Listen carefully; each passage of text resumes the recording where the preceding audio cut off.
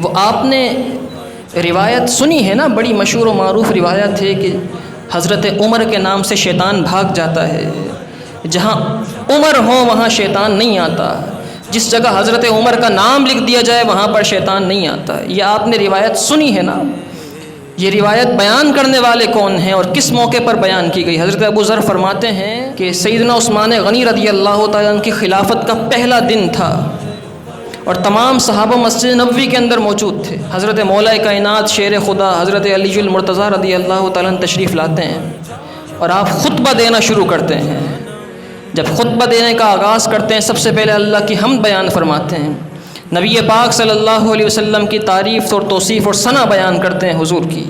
اس کے بعد سیدنا صدیق اکبر کی تعریف بیان فرماتے ہیں، پھر حضرت عمر رضی اللہ تعالیٰ عنہ کی تعریف بیان کرتے ہیں۔ حضرت علی کھڑے ہو کر مسجد نبوی کے اندر حضرت عثمان غنی کی خلافت کے پہلے دن اور حضرت عمر کی تعریف بیان کر رہے ہوتے ہیں حضرت علی کہ بیچ میں ایک بہت بڑا جملہ ارشاد فرماتے ہیں۔ حضرت علی فرماتے ہیں وَكَيْفَ لَا أَقُولُ هَذَا فِي الْفَارُوقِ وَالشَّيْطَانُ يَفِرُّ مِنْ حِسِّهِ۔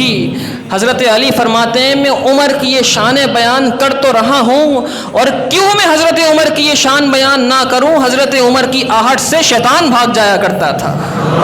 تو یہ جو قول ہے کہ حضرت عمر کے نام سے شیطان بھاگ جاتا ہے، اس کو بیان کرنے والے مولا علی ہیں، اس کو بیان کرنے والے حضرت علی شیر خدا ہیں۔